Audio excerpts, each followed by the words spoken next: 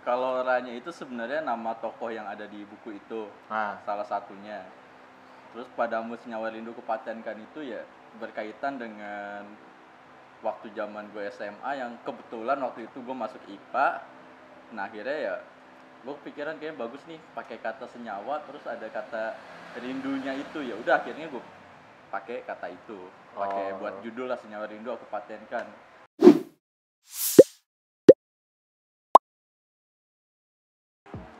Oke, balik lagi di konten gue JL Talk dengan gue Samhan.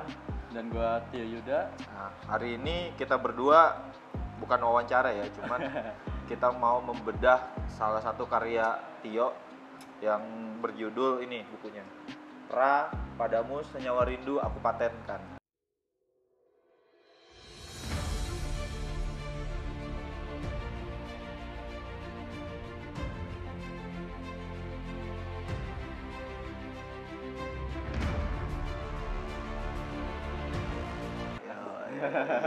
Baru rilis. Nah, kalau teman-teman pengen lihat di konten sebelumnya udah kita bahas ya, yuk. Iya udah. Tentang dari buku gue yang pertama dan iya. ini yang kedua. Terus juga gue nggak akan bahas kenapa bukunya ini tentang apa gitu ya. Cuman mungkin gue bahas mengenai isi, terus kenapa lu nulis buku ini gitu kan. Nah, kalau teman-teman yang mau lihat konten buku pertamanya Tio sama buku ini tentang apa, bisa dilihat nanti di atas ya kontennya. Nanti gue cantumin di atas. Oke, sekarang kita bahas mengenai buku kedua lu nih, yo. Ra, Padamu Senyawa Rindu Aku Patenkan. Kita bedah sedikit ya. Nah, pertama tuh gue nanya sama lu tuh, kenapa judulnya Ra, Padamu Senyawa Rindu Aku Patenkan? Kalau Ra-nya itu sebenarnya nama tokoh yang ada di buku itu, salah satunya. Terus Padamu Senyawa Rindu Kupatenkan itu ya berkaitan dengan waktu zaman gue SMA yang kebetulan waktu itu gue masuk IPA. Nah akhirnya ya gue pikiran kayak bagus nih pakai kata senyawa terus ada kata rindunya itu, ya udah akhirnya gue pakai kata itu, pakai buat judul lah Senyawa Rindu Aku Patenkan. Gue juga SMA IPA kan. Sama. Oh iya, kita sekelas ya. Kelas. Tapi lu sering mengakui kita beda angkatan. Padahal satu kelas. Terus pertanyaan kedua gue, kenapa lu milih masa SMA gitu untuk diangkat di buku kedua lu? Nah ini sebenarnya kenapa masa SMA? Ini sebenarnya buku ini tuh gue tulis itu justru sebelum buku yang pertama, dari tahun 2013an awal lah. Itu juga nulis gue di blog, dan akhirnya pas buku pertama gue selesai, gue mencoba ya gue bikin kedua tentang apa, gue bingung. Akhirnya gue cek di blog gue lagi, wah ini kayak bisa nih gue angkat nih. Tapi gue revisi lagi nih, rubah lagi ya? Gue rubah lagi dengan cara bahasa gue yang kelihatan lah pokoknya. 2013 tuh kayak gue nulis masih kayak nggak ke arah gitu loh, maksudnya kayak alay-alay gimana. Alay-alay. Serius, ada istilah-istilah gitu. Iya, bukan istilah alay gitu, kayak kosakatanya masih berantakan gitu, belum banyak kosakata. Nah pas udah selesai buku kedua, terus 2017 gue mulai nyusun lagi nih, gue kumpulin yang ada di blog, gue kumpulin aja buku, ya udah gue jadiin buku kayak gitu. Terus ya kenapa SMA, kayaknya SMA gue menarik kayak sih. Menurut lu gimana sama gue sih? Asik aja sih kayak gitu. Emang kan, ya udahlah, banyak yang bisa gue bahas di SMA ya udah gue tulis aja. Gue belum pernah bikin aja nih konten tentang gue menikmati masa SMA gue. Karena lu adalah orang yang salah satu berjasa, jadi gue bisa menikmati masa SMA gue. Nah makanya asik kan, makanya di dalam buku kedua ini ya banyak sih kayak teman-teman gue yang SMA, masuk SMA ya, tapi gue samarin dengan nama tokoh yang berbeda kayak gitu. Nah terus gini, gue sih udah tahu ya nih masalah pertanyaan yang gue tulis ini. Gue juga bingung kenapa gue nulis pertanyaan itu. Cuman nggak apa-apa lah gue tanya ya. Menurut lo pengalaman cinta lo nih yang paling menarik saat lo SMA tuh apa? Apa ya? Pas menarik SMA. Semua sih kayaknya dari SMA gue. Iya sih emang. Gue juga. Makanya, coba lo pilih salah satu lah. Makanya bisa jadi buku. Salah satu apanya nih? Salah satu contoh lah yang paling. Maksudnya ceweknya apa gimana? Iya misalnya lu cerita, gue pernah pacaran sama bla bla bla gitu kan. Inisial. Kayak ya mungkin buat gue sih udah suatu kebanggaan, kayak misalnya gue pernah punya pacar OSIS gitu, yang mungkin buat kan sebagian orang tuh kayak OSIS tuh wah banget gitu kan, mau itu cewek atau cowok. Nah ketika lu punya pacar gitu OSIS tuh kayak ih gila lu tuh ganteng banget apa enggak, lu cantik banget, lu bisa dapetin tua OSIS gitu kan. Kayak sesuatu yang mewah banget deh gitu.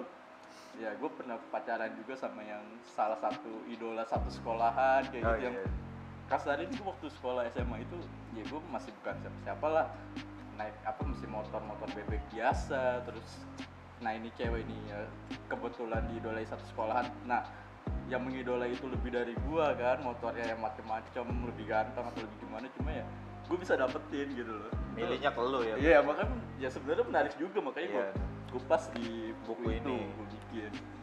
Soalnya gini, gua mikirnya kan lu pun juga bukan dari orang organisasi juga kan waktu itu. OSIS juga nggak sih? Rois juga. Gua Rohis, lu mah cuma ngikut-ngikut doang. Waktu itu gua sempet inian kayak ikut LDKS kayak gitu.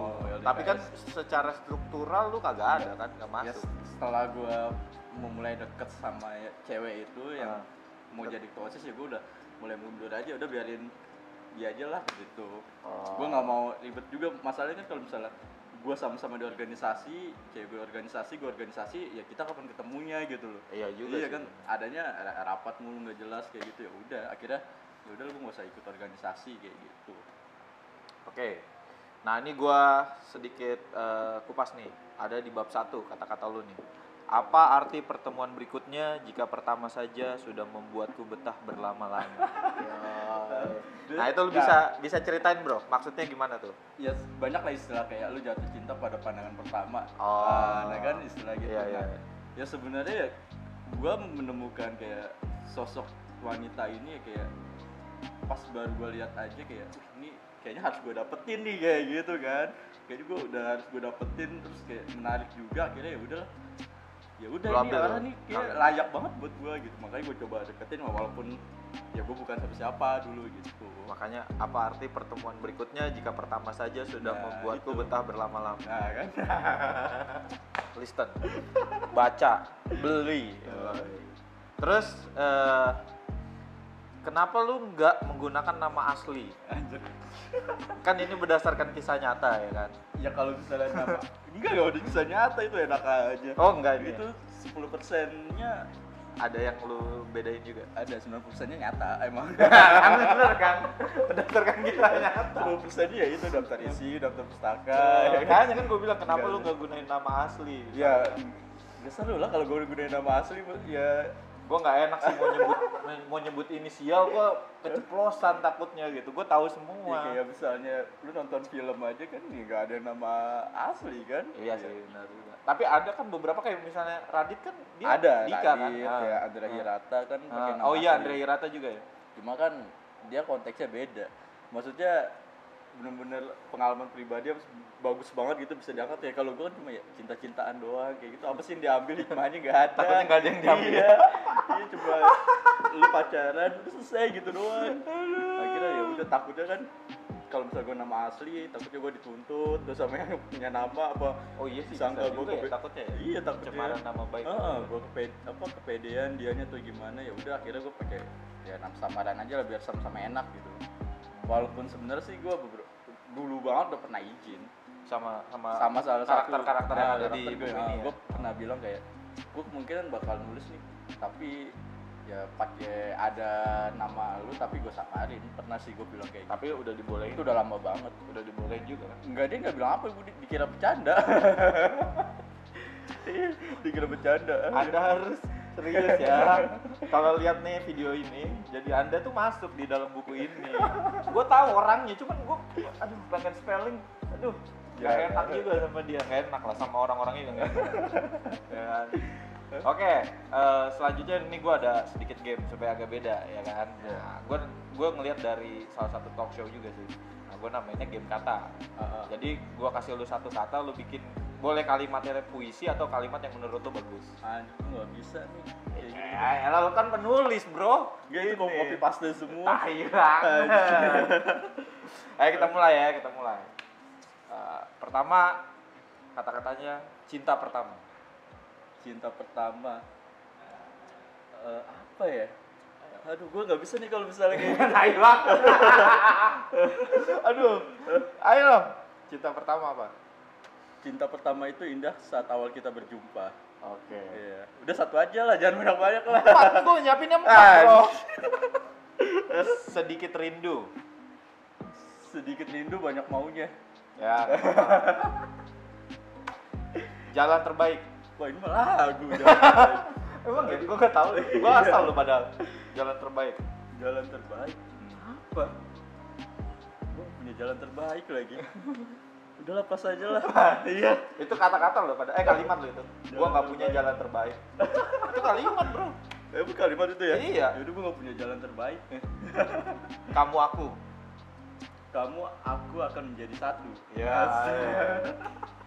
Kan bisa, dia tuh bisa. Enggak. Itu gue nggak bisa kayak gitu-gitu. Iya.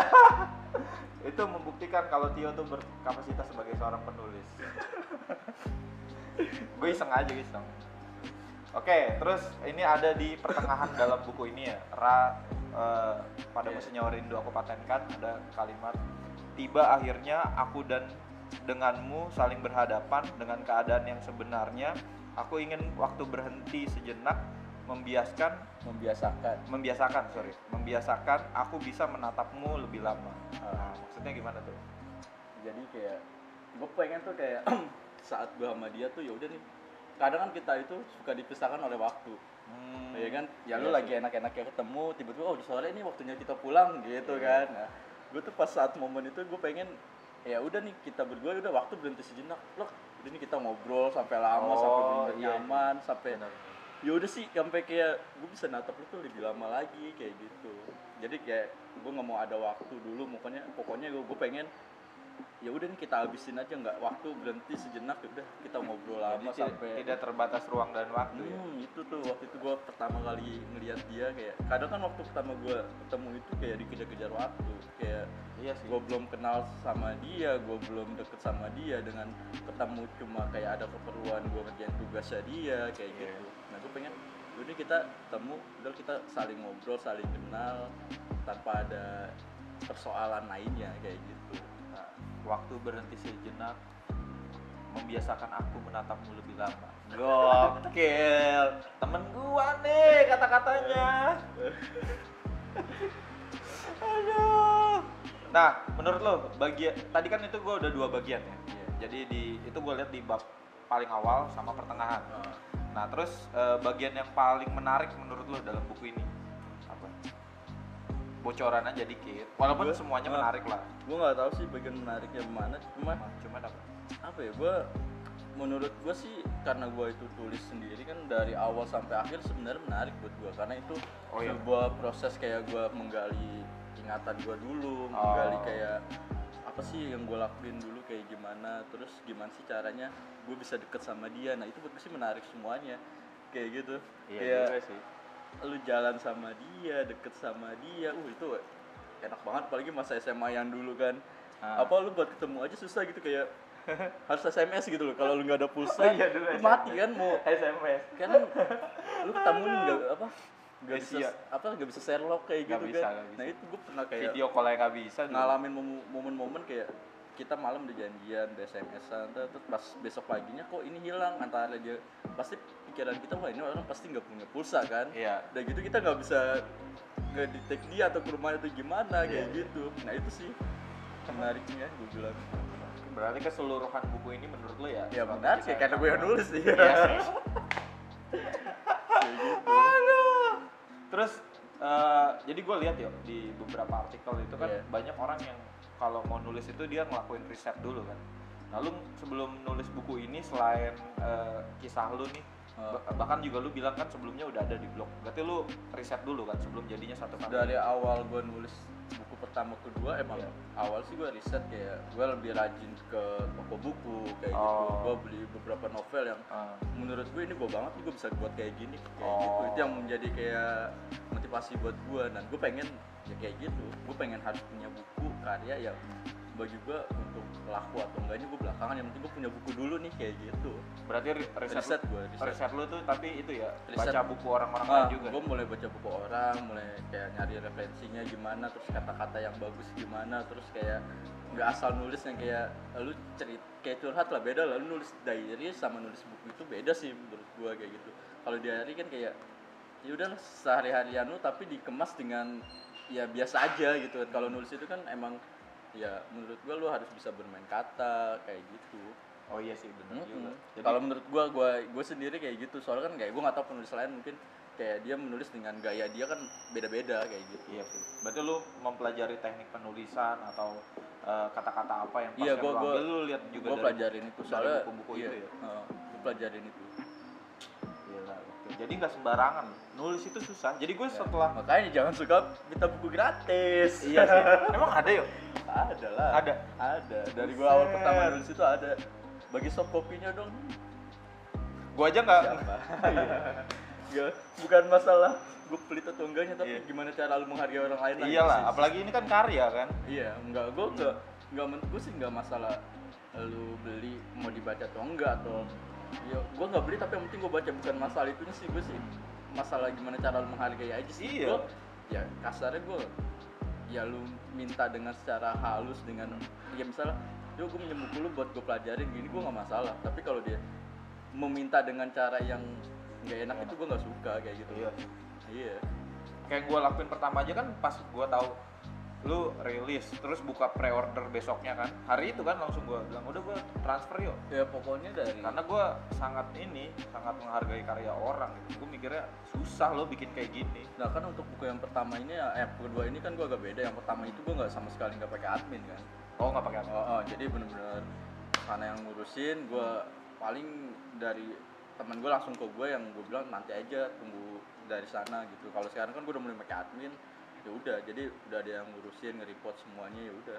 Jadi di situ sih gue lebih tahu terstruktur nih, kayak yang mesen itu siapa aja kayak gitu. Kebanyakan gue bilang gue cukup menarik sih buat gue ini. Yang kedua kayak ini orang-orang asing yang belum gue kenal, belum apa, tapi udah masuk kayak gitu. Gue bilang ini siapa? Oh iya.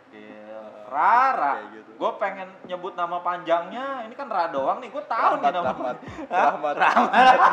Rahmat mah teman sekelas kita. Iya, buat maco. Bukan buat maco ini, gue tahu namanya. Aduh, Rara. Semoga Anda melihat ya, Ra. Dia mesen kok dia. Dia mesen? Iya, mesen. Gue bilang suruh WhatsApp ke Atmi. Ra, ntar lihat ya video ini ya, Ra. Iya. Oke, gila, gokil.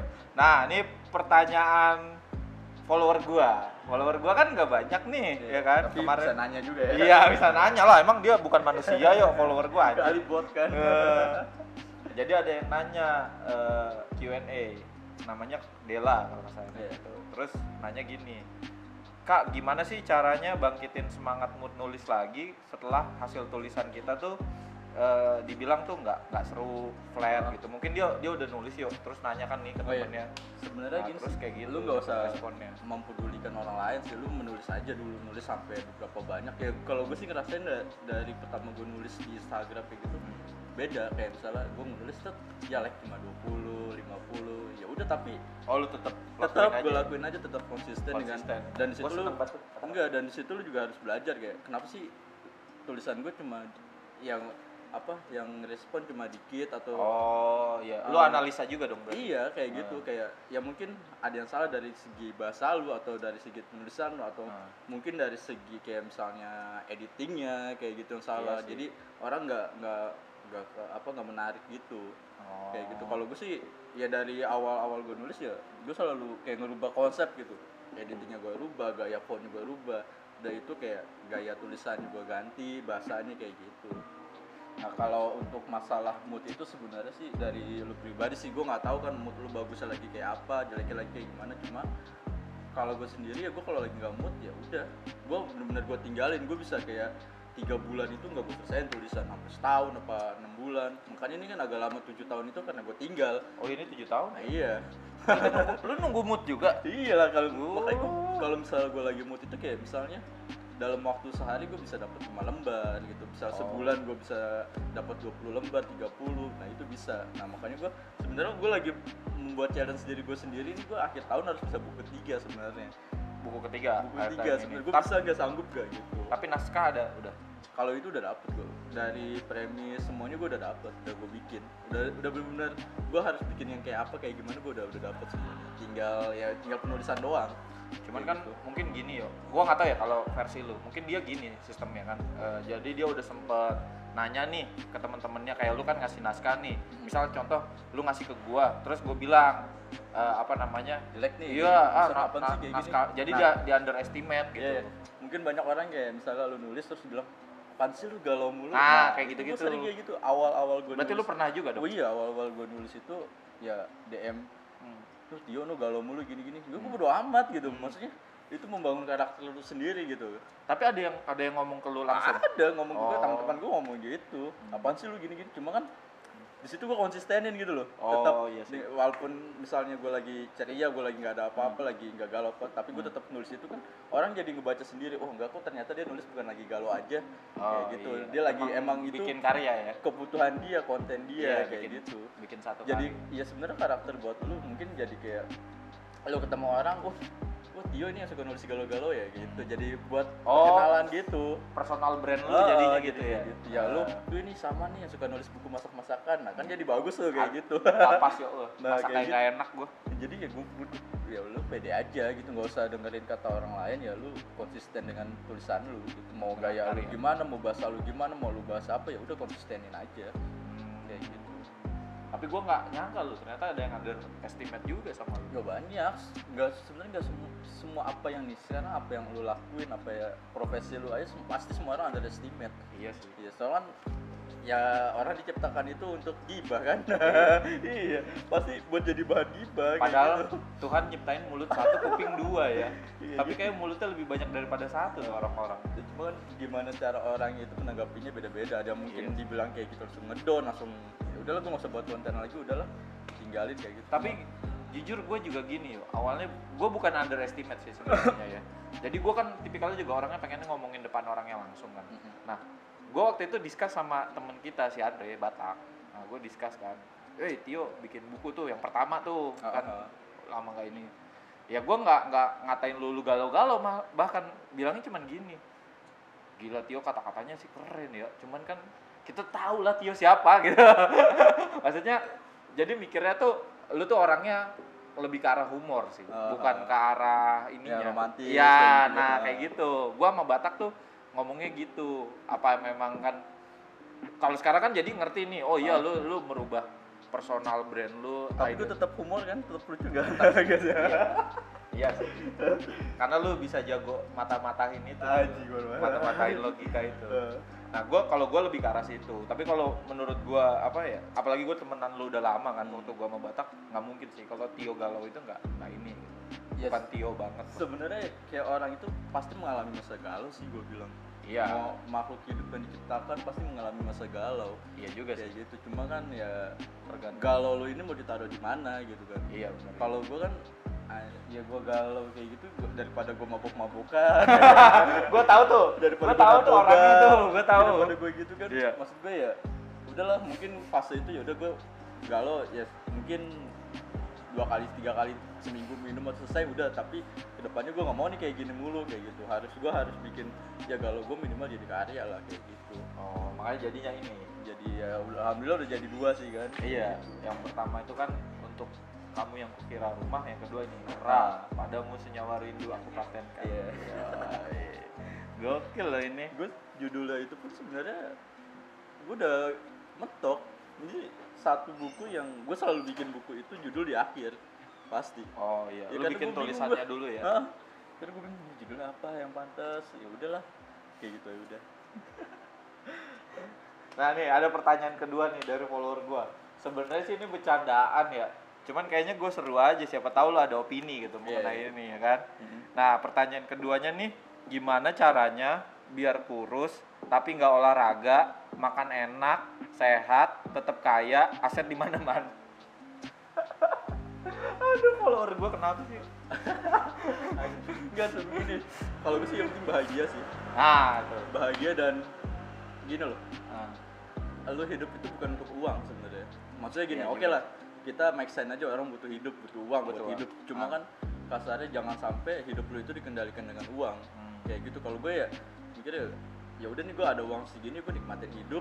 Ya kadang gue jalan kemana dengan, jadi nggak perlu lu ngumpulin duit sampai berapa puluh juta dulu lu harus jalan-jalan, lu harus makan enak ya pokoknya.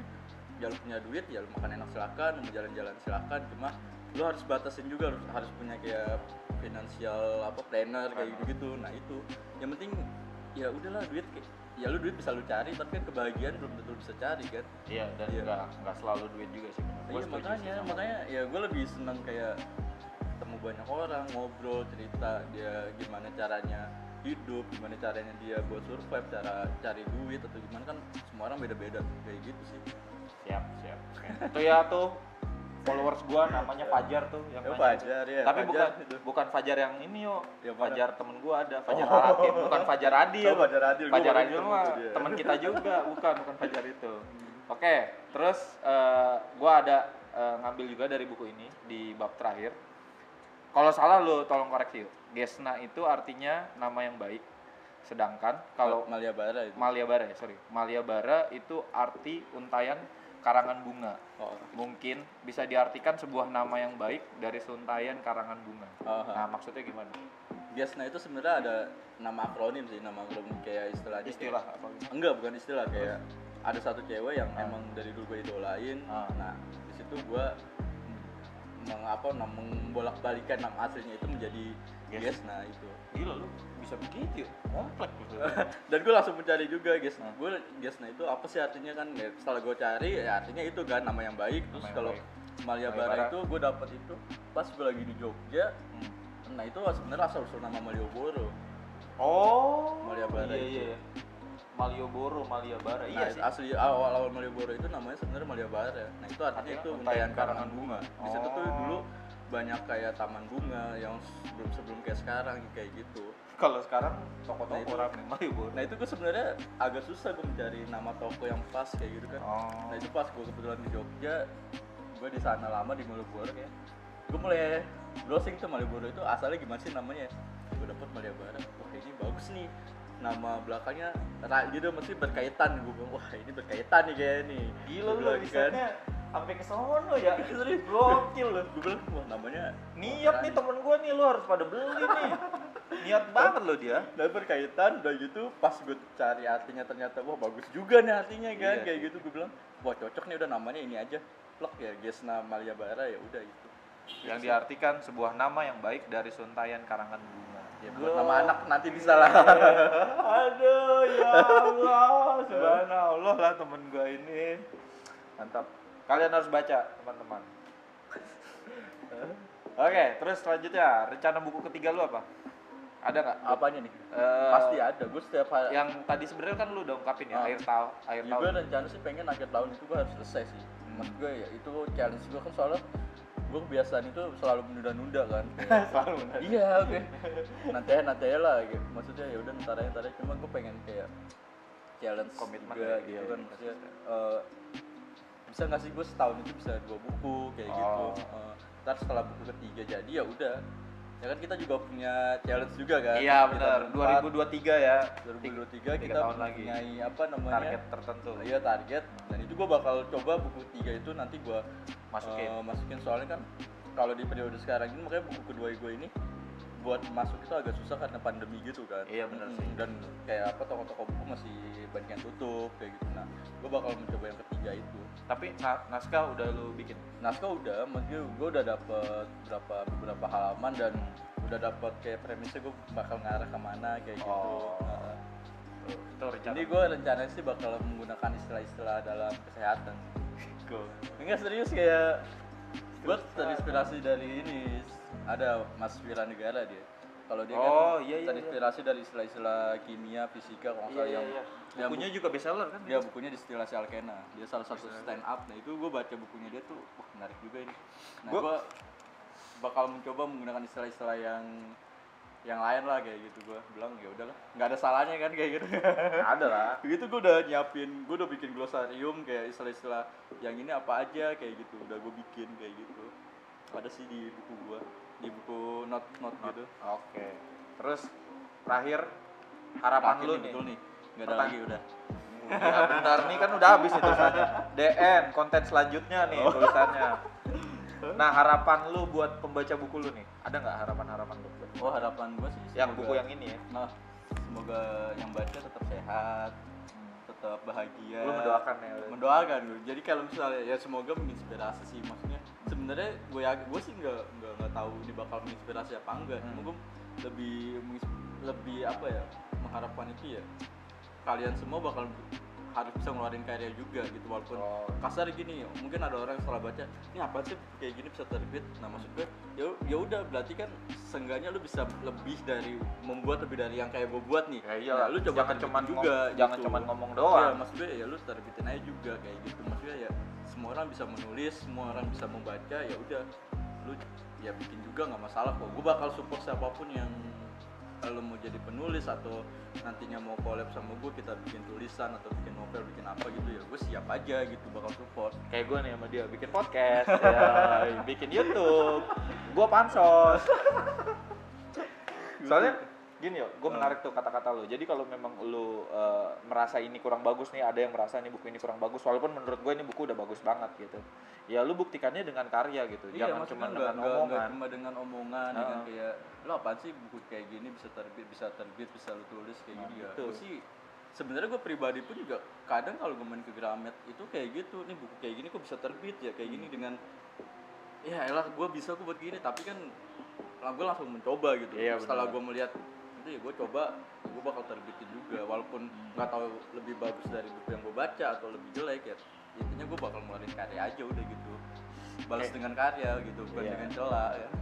Jadi gitu ya teman-teman, kebanyakan orang tuh balesnya segala macam karya yang dia anggap kurang baik menurut dia ya, itu dengan omongan tapi bukan dengan karya. Kalau memang lu menganggap satu karya itu nggak bagus, balas juga dong ya, balas dengan karya juga. Mau lu buat apa kayak gitu, bukan jadi musuh kok maksudnya. Iya, itu nggak akan jadi musuh kayak, juga.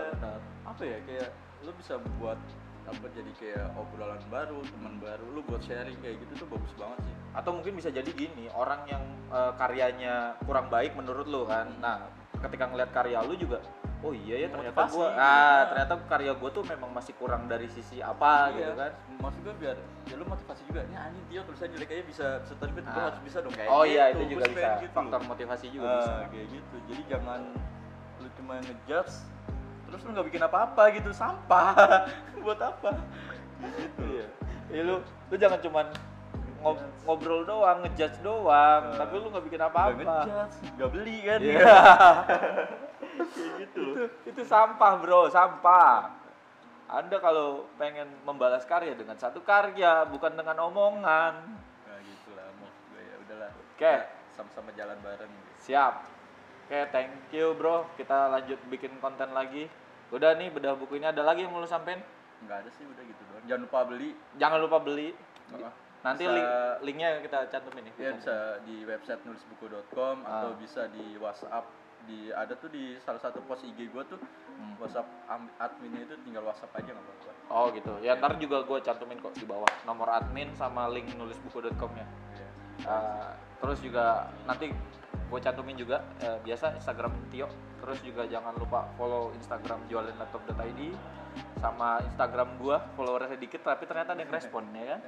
Bagus. Nah terakhir bentar dulu, terakhir mau ngucapin terima kasih dulu nih. Oh ya, terima kasih, boleh. Sama siapa aja? Kayak teman-teman gue yang udah support buat kayak bikin nulis buat gua apa, bikin karya, terus sama kayak kedai-kedai kopi yang udah gua mampirin buat kayak apa, jadi kayak tempat gue nyaman buat nulis, buat ya semua yang pernah terlibat dalam hidup gue lah, kayak keluarga gue semuanya, gue ucapin terima kasih banget. Siap. Oke, sukses selalu untuk karya lu bro. Thank you. Dan mudah-mudahan podcast kita juga makin ramai, makin sukses juga. YouTube lagi merangkak, YouTube-nya lagi merangkak, ya kan. Sekian dari gua Samhan dari Jelok, terus dan gua Tio juga. Sampai ketemu di konten berikutnya.